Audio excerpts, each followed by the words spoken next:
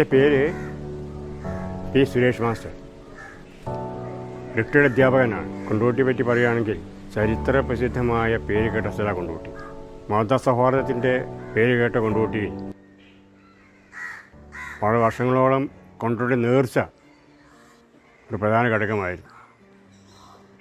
ഇടക്കാലത്ത് വെച്ച് അത് നിന്നു പോവുകയും കഴിഞ്ഞ വർഷം മുതൽ അത് വീണ്ടും സ്ഥാപിക്കുകയും വീണ്ടും ഉണ്ടാവുകയും ചെയ്തിട്ടുണ്ട്. കൊണ്ടോട്ടിക്ക് ചരിത്രം പറയുമ്പോൾ കൊണ്ടുവെട്ടിയിട്ടാണ് കൊണ്ടോട്ടി ഉണ്ടായതെന്നാണ് പറയുന്നത്. അത് പറഞ്ഞു കേൾക്കുന്ന ചരിത്രം കൊണ്ടോട്ടിയിലെ മുസ്ലിങ്ങളായ ആൾക്കാർക്ക് വെള്ളിയാഴ്ച ദിവസങ്ങൾ നിസ്കരിക്കാൻ അവർ പോയിരുന്നത് മമ്പറം പള്ളിയിലേക്കായിരുന്നു. ഇവിടെ നിന്ന് കാലത്ത് നടന്നാണെന്ന് അന്ന് മമ്പറത്തെത്തുക. അപ്പോൾ അവിടുത്തെ ആൾക്കാർ ചോദിച്ചത്രേ, നിങ്ങൾ കൊണ്ടോട്ടിക്കാർക്ക് ഈന്തുമട്ട കെട്ടിയിട്ടെങ്കിലും ഒരു മറ കെട്ടിയിട്ട് പള്ളി ഉണ്ടാക്കിക്കൂടെ? അത് അക്കാലത്തെ ആൾക്കാരുടെ മനസ്സിൽ വളരെയേറെ ഒരു പതിക്കുകയും കൊണ്ടോട്ടി എന്ന പ്രദേശം കാട് വെട്ടിക്കിടന്ന സ്ഥലം അത് വെട്ടി തെളിയിക്കാനുള്ള ഒരു മാർഗം കണ്ടെത്തി. അവരന്ന് ചെയ്തത് കേട്ട ചരിത്രം നാണയത്തൊട്ട് ഒരു കാട്ടിലേക്ക് വലിച്ചെറിഞ്ഞെന്നാണ്. ആ കാട് വെട്ടി തെളിയിച്ചിട്ടാണ് ഇന്നത്തെ കൊണ്ടോട്ടി ഉണ്ടായതെന്നാണ് ചരിത്രം പറയുന്നത്. കൊണ്ടോട്ടിയിലെ ഹിന്ദുക്കളായ ആൾക്കാർക്ക് പ്രാർത്ഥിക്കാനൊരു സ്ഥലമില്ലായിരുന്നു. ശബരിമലയ്ക്ക് പോകുന്ന കാലത്ത് കൊണ്ടോട്ടി പരിസര പ്രദേശമായ കൊട്ടുക്കരയിലെ പൊഴിക അമ്പലത്തിലാണ് പോയിരുന്നത്. അതിനൊരു മാറ്റം വരുത്താൻ വേണ്ടി അക്കാലത്തെ എന്നെപ്പോലെയുള്ള പ്രവർത്തകർ മുന്നിട്ടിറങ്ങിയതിന് ഫലമായിട്ടാണ് ഇന്ന് കൊണ്ടോട്ടി കാണുന്ന അയ്യപ്പ സുബ്രഹ്മണ്യ ശിവക്ഷേത്രം ഉണ്ടായിട്ടുള്ളത്. അക്കാലത്തെ 1980 കാലങ്ങളിലാണ് കൊണ്ടോട്ടി ബൈപ്പാസിൻ്റെ ആരംഭം കുറിക്കുന്നത്. ബൈപ്പാസിൻ്റെ 17 സൈഡിലുള്ള ഒരു സ്ഥലം വിലക്ക് വാങ്ങിയിട്ടാണ് കൊണ്ടോട്ടി അയ്യപ്പ ക്ഷേത്രം ഉണ്ടാക്കിയിട്ടുള്ളത്. ഇന്നത് ഇവിടുത്തെ ആൾക്കാർക്ക് ആരാധന നടത്താനുള്ള ഒരു മഹാക്ഷേത്രമായി അത് വളർന്നിട്ടുണ്ട്. EMS അധികാരത്തിൽ വന്നപ്പോൾ ഉണ്ടായ ആ കാലത്ത് 1957 കൊണ്ടോട്ടി ഗവൺമെൻറ് ഹൈസ്കൂൾ തുടങ്ങുന്നത്. ഇത് പ്രാരംഭം കുറിച്ച് മുതൽ മേലങ്ങാടിയിലുള്ള ഒരു പ്രദേശമാണ്. കൊണ്ടോട്ടിയെപ്പറ്റി പറയുമ്പോൾ മർഹൂം മോയിൻകുട്ടി വൈദ്യരെ പറ്റി പറയാതിരിക്കാൻ നിവൃത്തിയില്ല. ബദർ മുനീർ ഉസ് ജമാൽ എന്ന കാവ്യ സന്ദേശം രചിച്ച മഹാകവി മോയിൻകുട്ടി വൈദ്യരുടെ സ്മാരകാർത്ഥം ഇന്ന് കൊണ്ടോട്ടി പാണ്ടിക്കാട് ഭാഗത്ത് ഒരു മനോഹരമായ മോയിൻകുട്ടി വൈദ്യ അക്കാദമി എന്ന കെട്ടിടമുണ്ട്. ശ്രീ കരുണാകരൻ മുഖ്യമന്ത്രിയായിരുന്ന സമയത്താണ് പാറക്കുഴിയായിരുന്ന പ്രദേശം എന്നാൽ പാറക്കെട്ടായിരുന്നു. ആ പാറക്കുഴി എന്ന സ്ഥലം നികത്തിയിട്ടാണ് ഇന്ന് കാണുന്ന മനോഹരമായ ആ മോയിൻകുട്ടി വൈദ്യ സ്മാരകം ഉണ്ടാക്കിയിട്ടുള്ളത്. കൊണ്ടോട്ടി ചരിത്രത്തെ പറ്റി പറയുമ്പോൾ അദ്ദേഹത്തെ ഓർക്കാതിരിക്കാൻ കൊണ്ടോട്ടിക്കാരായ ഞങ്ങൾക്ക് ആർക്കും തന്നെ സാധ്യമല്ല. അതെല്ലാം കൊണ്ടോട്ടിയുടെ ചരിത്രത്തിന് ഭാഗമാണ്.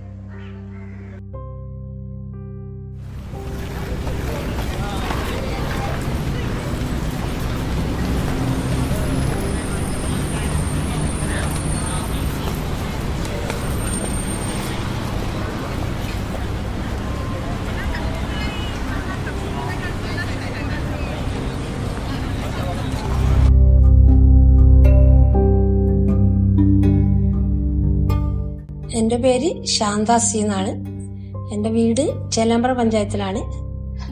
ഞാൻ മഹിളാ പ്രധാന ഏജൻസിയായിട്ട് വർക്ക് ചെയ്യണത് അറ്റാച്ച് ചെയ്തത് പോസ്റ്റ് ഓഫീസ് ചേലാമ്പ്രയാണ്. 1975 ശ്രീമതി ഇന്ദിരാഗാന്ധി പ്രധാനമന്ത്രി ആയിരുന്നപ്പോൾ അടുക്കളയിൽ നിന്ന് അരങ്ങത്തേക്ക് സ്ത്രീകൾ വരണം, അതോടൊപ്പം സ്ത്രീകൾക്ക് ചെറിയ ലഘു സമ്പാദ്യ പദ്ധതിയും കൂടി വേണമെന്നുള്ള ഉദ്ദേശത്തോടു കൂടി 1975 ഈ ഒരു പദ്ധതി ഇന്ത്യ ഗവൺമെന്റ് ആവിഷ്കരിക്കുന്നത്. പക്ഷെ അന്നൊക്കെ തന്നെ ഈ രംഗത്ത് വളരെ കുറഞ്ഞ ആൾക്കാരെ ഉണ്ടായിരുന്നുള്ളൂ. കാരണം രംഗത്തേക്ക് വരാതെ SSLC പാസ്സായിരിക്കണം, കുറച്ചൊക്കെ സാമൂഹ്യമായിട്ട് രംഗത്തേക്ക് ഇറങ്ങാൻ ആൾക്കാരായിരിക്കും. പക്ഷെ അന്ന് വളരെ കുറവായിരുന്നു. പിന്നെ ചേലാമ്പ്ര പഞ്ചായത്തിൽ ഗ്രാമപഞ്ചായത്തില് മെമ്പറായിരുന്നു. അതിന്റെ അടിസ്ഥാനത്തില് ഞാൻ നിങ്ങളെ ബ്ലോക്കായിട്ട് നിരന്തരം ബന്ധപ്പെട്ടപ്പോൾ അന്നത്തെ BDO സാറാണ് എനിക്ക് ഈ ജോലി ആക്കി തന്നത്. അന്ന് എനിക്ക് ഈ രംഗത്തേക്ക് വരാൻ മടിയായിരുന്നു, കാരണം പൈസ കൊണ്ടൊക്കെ ഉള്ള പരിപാടി. പക്ഷെ അദ്ദേഹം അന്ന് ഇതിങ്ങനത്തെ ഒരു ജോലി ആക്കിയോണ്ട് ഇന്ന് ഞാൻ ജീവിതത്തിൽ വളരെയധികം സന്തുഷ്ടയാണ്. കാരണം അന്നൊരു ചെറിയ വരുമാനമാണെങ്കിലും ഇന്ന് ഈ ജോലി കൊണ്ട് എൻ്റെ കുടുംബത്തെ തന്നെ നോക്കാൻ വേണ്ടി എനിക്ക് കഴിഞ്ഞു. എൻ്റെ പേര് സൗമിനി അമ്മ. എൻ്റെ വീട് പുളിക്കലാണ്. ഹസ്ബൻഡ് കോർട്ടിലായിരുന്നു വർക്ക് ചെയ്യുന്നത്, ഇപ്പോൾ പെൻഷനായി വീട്ടിലാണ്. പിന്നെ ഞാൻ ഈ ജോലിയിലേക്ക് വരാൻ മക്കളൊക്കെ ചെറിയ കുട്ടികളായിരുന്ന സമയത്ത് തന്നെ ഇതിലേക്ക് വന്നു. 1985 ഞാൻ ഈ ജോലിയിൽ കയറിയിട്ടുണ്ട്. ഇപ്പം 41 വർഷം ജോലി ചെയ്തു. 41ാമത്തെ വർഷമാണിത്.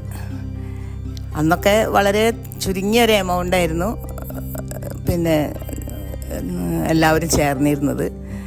വളരെ ബുദ്ധിമുട്ടി. അന്ന് ഹസ്ബൻഡ് എംപ്ലോയി ആണെന്ന് പറഞ്ഞിട്ട് കാര്യം ഉണ്ടായിരുന്നില്ല. ഞാൻ ഈ ഏജൻസി എടുക്കുന്നതിൻ്റെ മുന്നേ വളരെ ബുദ്ധിമുട്ടി എന്ന് പറഞ്ഞാൽ അത്രയും വിഷമിച്ച് എങ്ങനെയൊക്കെയോ ആണ് അങ്ങനെ മക്കളൊക്കെ എങ്ങനെ പഠിപ്പിക്കുമെന്നുള്ളൊരു ആവലാതിയിൽ ജീവിച്ചിരുന്നൊരു കാലം. അപ്പോൾ ഒരു ദൈവദൂതനെ പോലെ തന്നെ ഒരു RD ഏജൻറ്റ് വന്നിട്ട് പിന്നെ RD ചേരാൻ പറഞ്ഞു. അപ്പോൾ RDയിൽ എങ്ങനെ ചേരും, ഞങ്ങളെ എങ്ങനെയൊക്കെയോ ജീവിതം ഒപ്പിച്ചു കൊണ്ടുപോകുന്നൊരു സമയമാണ്. ഇന്ന് ഹസ്ബൻഡ് പെൻഷൻ വാങ്ങുന്ന എമൗണ്ട് പോലും അതിൻ്റെ പകുതി പോലും അന്ന് സാലറി കിട്ടിയിരുന്നില്ല. ആ സമയത്താണ് ഇവർ വന്നിട്ട് ചേരാൻ RD ഒരു തുടങ്ങാൻ പറയുന്നത്. അപ്പോൾ പിന്നെ ഞാൻ എന്തായാലും ഹസ്ബൻഡിനോട് സമ്മതമൊക്കെ ചോദിച്ച ഒരു 25 റുപ്പീസ് പെർ മന്ത് എങ്ങനെയൊക്കെയോ അതൊക്കെ വളരെ ബുദ്ധിമുട്ടിയിട്ടാണ് ആ 25 റുപ്പീസൊക്കെ ഒപ്പിച്ചത്. അങ്ങനെ ചേർന്നു. അത് കിട്ടിയ സമയത്ത് എന്താ അറിയില്ല, അതൊരു ഭയങ്കര എന്തോ വലിയൊരു കാര്യത്തിന് ഉപകരിച്ചു. ആദ്യം ചേരുന്ന സമയത്ത് ഹസ്ബൻഡിന് തീരെ താല്പര്യം ഉണ്ടായിരുന്നില്ല. ഇത് കിട്ടിക്കഴിഞ്ഞതിന് ശേഷം എന്നോട് പറഞ്ഞു ഇനി ഒരു അക്കൗണ്ടും കൂടി നമുക്ക് തുടങ്ങാം. അപ്പം ഞാൻ പറഞ്ഞു വേണ്ട, ഒരു നിവൃത്തിയില്ല, എനിക്ക് കഴിയില്ല, അവർ വരുമ്പോഴേക്കും കൊടുക്കാൻ. അങ്ങനെയൊക്കെ പറഞ്ഞിരിക്കുന്ന സമയത്ത് അവർ പിന്നെ വന്നിട്ട് വന്ന് സൗമിനി ഒരു ഏജൻസി എടുത്തോളൂ. അപ്പം ഞാൻ പറഞ്ഞു അയ്യോ, ലീലാജി നമ്പ്യാർ എന്നാണ് അവരുടെ പേര്. ഏറ്റവും പഴയ ഒരു ഏജൻ്റാണ്. ഇവിടെ കൊണ്ടോട്ടി ബ്ലോക്കിലായിരുന്നു വർക്ക് ചെയ്തിരുന്നത്. അപ്പോൾ ഞാൻ പറഞ്ഞു അത് ബുദ്ധിമുട്ടാവും, പൈസേൻ്റെ കാര്യമല്ലേ ലീലെടുത്തി, ഞാനാകെ ഇപ്പം തന്നെ കുടുങ്ങിയിരിക്കുകയാണ്. ഒരു ബുദ്ധിമുട്ടുമില്ല, നമ്മളെ പ്രവൃത്തി സത്യസന്ധമായും ആത്മാർത്ഥമായും ചെയ്തു കഴിഞ്ഞാൽ ഒന്നും പേടിക്കണ്ട, സൗമിനി തുടങ്ങിക്കോളൂ, ഒരു ഏജൻസി എടുത്തോളൂ എന്ന് പറഞ്ഞ് ഏജൻസി എടുക്കാൻ വേണ്ടി ബ്ലോക്കിൽ വന്നു. ബ്ലോക്കിൽ വന്നപ്പോൾ അന്നത്തെ ബ്ലോക്കിൽ ഹെഡ് ക്ലർക്ക് ഒരു ബാലകൃഷ്ണ കുറുപ്പായിരുന്നു. ഞാൻ അറിയാം, ആദ്യം ഹസ്ബൻഡിൻ്റെ കൂടെ ജോലി ചെയ്യുന്ന ആളാണെങ്കിൽ പോലും അന്നൊരു 100 രൂപ സെക്യൂരിറ്റി കെട്ടണം ഇവിടെ ഏജൻസി എടുക്കുന്ന സമയത്ത്. എൻ്റെ കയ്യിൽ ഞാൻ അറിയില്ല, 100 രൂപ പോയിട്ട് ഒരു 10 രൂപ പോലും അന്ന് എൻ്റെ കയ്യിലില്ലാത്ത സമയമാണ്. ഈ ലീലാജി നമ്പ്യാർ തന്നെ ബാഗൊക്കെ തുറന്ന് 100 രൂപ അവർക്ക് കൊടുത്ത് ഏജൻസി എടുത്ത്. അന്ന് തന്നെ ഇന്നത്തെ അത്ര പ്രയാസമൊന്നും ഇപ്പോൾ ഏജൻസി കൊടുക്കുന്നില്ല. എന്നാലും പിന്നെ ഏജൻസി എടുക്കുമ്പം പല ഫോർമാലിറ്റീസൊക്കെ ഉണ്ടായിരുന്നു. അത്ര പോലും അന്ന് ഒരു ബുദ്ധിമുട്ടും ഇല്ലാതെ പെട്ടെന്ന് തന്നെ അതോറിറ്റി കയ്യിൽ കിട്ടിയ സമയമായിരുന്നു.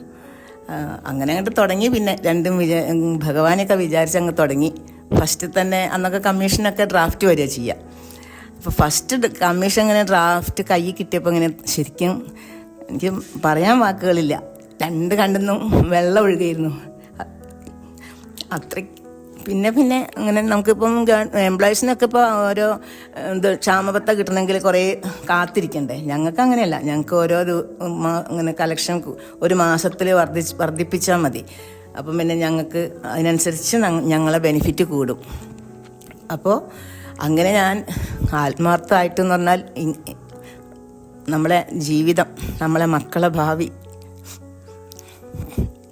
എല്ലാം ആലോചിച്ച് തുടങ്ങി. ഇപ്പോൾ നല്ലൊരു പൊസിഷനിൽ എല്ലാവരും എത്തി. ഈ ജോലിയും ഇതെനിക്ക് തന്ന എന്നെ പ്രേരിപ്പിച്ച ആളെയും അതിപ്പോഴും ഒരു കാലത്തും മറക്കാൻ പറ്റില്ല. അവർ വളരെ സുഗമമായിട്ട് ആർക്കും എപ്പോഴും അക്കൗണ്ട് ഓപ്പൺ ചെയ്ത് അടച്ചു കൊണ്ടുപോകാൻ പറ്റുന്ന ഒരു അക്കൗണ്ടാണ് RD. ഇതിൻ്റെ സാധ്യത മറ്റുള്ള ഇതുപോലെയൊന്നുമല്ല. 3 വർഷം കഴിഞ്ഞാൽ പിന്നെ ഒരു അത്യാവശ്യക്കാരനാണെങ്കിൽ 5 വർഷം പൂർത്തിയാക്കിയിട്ടില്ലെങ്കിലും 36 മാസം കഴിഞ്ഞാൽ എപ്പോൾ വേണമെങ്കിലും ക്ലോസ് ചെയ്യാനുള്ള ഒരു ഓപ്ഷനും ഇതിലുണ്ട്. അത് 4% ഇൻട്രസ്റ്റോട് കൂടി 36 മാസം കഴിഞ്ഞാൽ ആർക്കും ക്ലോസ് ചെയ്യാം. 5 വർഷത്തേക്ക് തുടങ്ങിയ ഒരു അക്കൗണ്ട് 5 വർഷം പൂർത്തിയാക്കണം എന്നില്ല. എന്നാൽ 5 വർഷം പൂർത്തിയായിട്ട് തുടർന്നുള്ള 5 വർഷക്കാലം കൂടി ഇതേ അക്കൗണ്ട് തന്നെ കണ്ടിന്യൂ ചെയ്ത് പോകാം. അപ്പം നല്ല ബെനിഫിറ്റ് കിട്ടും. ഏകദേശം ത്രിബിളോളം ആയി കിട്ടും. അതാണ് ഏറ്റവും ബെനിഫിറ്റ് ഉള്ളത്. ഇന്നൊരു RD ചേർന്ന് 5 വർഷമായി, അത് 5 വർഷത്തേക്ക് കണ്ടിന്യൂ ചെയ്ത് 10 വർഷം കൊണ്ട് ക്ലോസ് ചെയ്യുന്ന അത്ര ബെനിഫിറ്റ് മറ്റൊരു മേഖലയിലും ഇല്ലയെന്ന് തന്നെയാണ് ഞാൻ വിശ്വസിക്കുന്നത്. അതായത് ഗവൺമെൻറ് സെക്ടറിലില്ല, പ്രൈവറ്റായിട്ട് ഉണ്ടാവുമായിരിക്കാം ഇതേപോലെ, കിട്ടിക്കൊള്ളണമെന്നില്ല. ചിലപ്പോൾ അത് കണ്ടിന്യൂ ചെയ്ത് സമയം വാങ്ങാൻ നോക്കുമ്പോൾ കമ്പനി ഉണ്ടാവില്ല, അങ്ങനത്തെ ഇതൊക്കെ ഉണ്ടാവാം. പക്ഷേ ഇത് ഗവൺമെൻറ് സെക്ടറിൽ കേന്ദ്ര ഗവൺമെൻറ് ഇറക്കിയ ഒരു ഡിപ്പോസിറ്റ് സ്കീമിൽ ഏറ്റവും ബെനിഫിറ്റ് കിട്ടുന്നതും ഏറ്റവും സെക്യൂർഡ് ആയ ഒരു കാര്യമാണ് ഈ RD റെക്കറിംഗ് ഡെപ്പോസിറ്റ് എന്ന് പറയുന്ന സമ്പാദ്യ പദ്ധതി. ഒരു ഇന്ത്യൻ പൗരന് ഏത് പോസ്റ്റ് ഓഫീസിൽ ഏത് സാഹചര്യത്തിൽ വേണമെങ്കിലും ഒരു RD അക്കൗണ്ട് ഓപ്പൺ ചെയ്യാവുന്നതാണ്. അതിന് RD SB3 എന്ന് പറഞ്ഞ ഒരു ഫോമും ആധാർ കാർഡിൻ്റെ ഒരു കോപ്പിയും പാൻ കാർഡിൻ്റെ ഒരു കോപ്പിയും 2 കോപ്പി ഫോട്ടോ ഉണ്ടെങ്കിൽ നമുക്ക് ഏത് പോസ്റ്റ് ഓഫീസിലും, ഇന്ത്യയിലെ ഏത് പോസ്റ്റ് ഓഫീസിലും RD അക്കൗണ്ട് ഓപ്പൺ ചെയ്യാവുന്നതാണ്. ഇനി നമ്മൾ ഈ ഓപ്പൺ ചെയ്ത പോസ്റ്റ് ഓഫീസ് തന്നെ ഇത് കണ്ടിന്യൂ ചെയ്യണമെന്നില്ല. നമ്മളെ ഇഷ്ടപ്പെട്ട ഏത് പോസ്റ്റ് ഓഫീസിലേക്ക്, നമ്മളിപ്പോൾ ഒരു ജോലിക്കാരൊക്കെ ആണെങ്കിൽ മാറ്റം കിട്ടുകയോ അല്ലെങ്കിൽ ജോലി ഉപേക്ഷിച്ച് പോവുകയോ അല്ലെങ്കിൽ താമസം മാറുകയോ ഒക്കെ ചെയ്യുന്ന സാഹചര്യത്തിൽ അത് അവർ ഇന്ത്യയിലെ ഏത് പോസ്റ്റ് ഓഫീസിലേക്കും ഇത് ട്രാൻസ്ഫർ ചെയ്ത് കൊണ്ടുപോകാനുള്ള സാഹചര്യവും ഉണ്ട്. പിന്നെ ഇത് മെച്യൂർഡ് ആവുക എന്ന് പറയുന്നത് നിങ്ങൾ എന്ന് തുടങ്ങിയോ അക്കൗണ്ട് ഓപ്പണിംഗ് ഡേറ്റ് മുതൽ 5 വർഷക്കാലമാണ് ഇതിൻ്റെ കാലാവധി, 60 മാസം. ഈ 60 മാസം കഴിഞ്ഞ് അക്കൗണ്ട് ഓപ്പണിംഗ് ഡേറ്റ് കഴിഞ്ഞാൽ ഇത് ക്ലോസ് ചെയ്യാവുന്നതാണ്. 10,000 രൂപ അടയ്ക്കുന്ന ഒരാൾ 6 ലക്ഷം രൂപയോളം 6 ലക്ഷം രൂപ അടയ്ക്കും. അതിന് നമുക്ക് 7,10,000 രൂപയോളം ഇന്ന് തിരിച്ചു കൊടുക്കുന്നുണ്ട് പോസ്റ്റ് ഓഫീസുകളിൽ നിന്ന്. എൻ്റെ പേര് ജയശ്രീ. ഞാൻ കൊണ്ടോട്ടി ബ്ലോക്കിൻ്റെ കീഴിൽ വാഴക്കാട് പോസ്റ്റ് ഓഫീസിൽ RD ഏജൻ്റായിട്ട് വർക്ക് ചെയ്യുന്നതാണ്. 33 വർഷമായിട്ട് ഞാൻ RD ഏജൻ്റാണ്. ഞാൻ 19ാമത്തെ വയസ്സിൽ ഫീൽഡിൽ ഇറങ്ങി. ഫസ്റ്റ് തന്നെ കിട്ടിയത് എനിക്കൊരു 30 രൂപയുടെ ഒരു അക്കൗണ്ടാണ്. അതിൽ നിന്ന് തുടങ്ങിയ ഫസ്റ്റ് മാസം തന്നെ ഞാൻ അടയ്ക്കുന്നത് 3000 രൂപയാണ്. ഇപ്പം ഞാൻ ഏറ്റവും കൂടുതൽ കളക്ഷൻ എനിക്ക് 8 ലക്ഷം രൂപ ഞാനിപ്പം കളക്ട് ചെയ്ത് അടയ്ക്കുന്നുണ്ട്. ഏറ്റവും കൂടുതൽ കളക്ഷൻ ടാർഗറ്റ് അച്ചീവ് ചെയ്തതിന് 2 പ്രാവശ്യം എനിക്ക് മഞ്ചേരി ഡിവിഷനിൽ നിന്ന് എന്താ പറയുക പ്രോത്സാഹന സമ്മാനം കിട്ടിയിട്ടുണ്ട്. പിന്നെ ഞാൻ 33 വർഷത്തിൻ്റെ ഇടയിൽ 2ാമത്തെ പ്രാവശ്യമാണ് ബ്ലോക്കിലെ കൺവീനറായിട്ട് വർക്ക് ചെയ്യുന്നത്. ആദ്യം 2010 ബ്ലോക്കിലെ കൺവീനറായി 3 വർഷം സേവനം അനുഷ്ഠിച്ച് ഇപ്പം ഞാൻ 2 വർഷമായി കൺവീനറായിട്ട് വർക്ക് ചെയ്യുന്നുണ്ട്. ഇതെങ്ങനെ തുടങ്ങുക വെച്ചാൽ ഞങ്ങൾ നിരന്തരം വീടുകളായിട്ട് ഞങ്ങൾ ബന്ധപ്പെട്ട് ഞങ്ങൾ ഇതിൻ്റെ കാര്യങ്ങൾ പറഞ്ഞു കൊടുക്കും. ഒരാൾക്ക് ചേരണമെങ്കിൽ ഒരുപാട് ഡോക്യുമെൻറ്റീസ് വേണം. അതായത് പാൻ കാർഡിൻ്റെ കോപ്പി, ആധാർ കാർഡിൻ്റെ കോപ്പി, ഇത് 2 ഫോട്ടോയും. ഇപ്പോൾ KYC എന്ന് പറഞ്ഞ സമ്പ്രദായം വന്നതോടുകൂടി തന്നെ നിർബന്ധമായിട്ടും ഈ ഒരു സംഭവം വേണം. പിന്നെ ഇത് ആർക്കും വീട്ടിലെ അടുക്കള ചെറിയ വീട്ടമ്മമാരെ ചേർത്താനാണ് ഞങ്ങൾക്ക് നിർദ്ദേശം. വീട്ടിനുള്ളിലുള്ളവരെ ഏത് ചെറിയ സമ്പാദ്യം, ഇപ്പോഴും ഞങ്ങൾക്ക് ഏറ്റവും ചെറിയ സമ്പാദ്യമായിട്ട് ഇപ്പം 100 രൂപ വരുന്നത്. 100 രൂപ, 200 രൂപ, 250 രൂപ ഇങ്ങനെ പോവാം. ആളെ വരുമാനത്തിനനുസരിച്ച് നമുക്ക് ചേർത്താം. ഞങ്ങൾ അതത് മാസം വീട്ടിലെത്തുന്നു. അവർ ഡേറ്റ് ഞങ്ങൾ കൊടുക്കും, ഇന്ന മാസം ഇത്രാം തീയതി ഞങ്ങൾ വീട്ടിലെത്തുന്നു പറഞ്ഞാൽ അവരാ പൈസ സ്വരൂപിച്ച് വെക്കും. ഞങ്ങൾ അതേ കൃത്യമായിട്ട് ആ ഡേറ്റിന് വീട്ടിലെത്തുന്നു, അത് വാങ്ങിക്കുന്നു, പോസ്റ്റ് ഓഫീസിൽ നിക്ഷേപിക്കുന്നു. പോസ്റ്റ് ഓഫീസിലും ഞങ്ങൾക്ക് നല്ല സമയങ്ങളൊക്കെ ഉണ്ട്. ഞങ്ങൾ 5, 6, 7, 8 ഏജൻറ്റുമാരൊക്കെ ഓരോ പോസ്റ്റ് ഓഫീസിലുണ്ടാവും. അപ്പം ഞങ്ങൾക്കായിട്ട് ഓരോ ഡേറ്റ് തരികയാണ് അവർ. ആഴ്ചയിൽ ഇത്ര ദിവസം ഇന്നാക്ക്, അതനുസരിച്ച് ഞങ്ങൾ പോസ്റ്റ് ഓഫീസിൽ കൊണ്ടുപോകണു, നിക്ഷേപിക്കുന്നു. പിന്നെ നേരത്തെയൊക്കെ ഞങ്ങൾക്ക് ആ ഫണ്ട് ഞങ്ങൾക്ക് വാങ്ങിച്ചു കൊടുക്കായിരുന്നു. ഞങ്ങൾ തന്നെ വാങ്ങിച്ച് 5 കാലാവധി വട്ടമറി എത്തുമ്പോൾ ആ പൈസ ഞങ്ങൾ ക്ലോസ് ചെയ്തവരോട് ഒപ്പ് മേടിച്ച് കൊടുക്കാറായിരുന്നു പതിവ്. പക്ഷേ ഇന്ന് അത് പറ്റില്ല. ഡെപ്പോസിറ്റേഴ്സ് പോസ്റ്റ് ഓഫീസിൽ വന്നിട്ട് അവരെ മുഖാന്തരം മാത്രമേ പൈസ വാങ്ങിച്ചു കൊടുക്കാൻ പറ്റുന്നുള്ളൂ.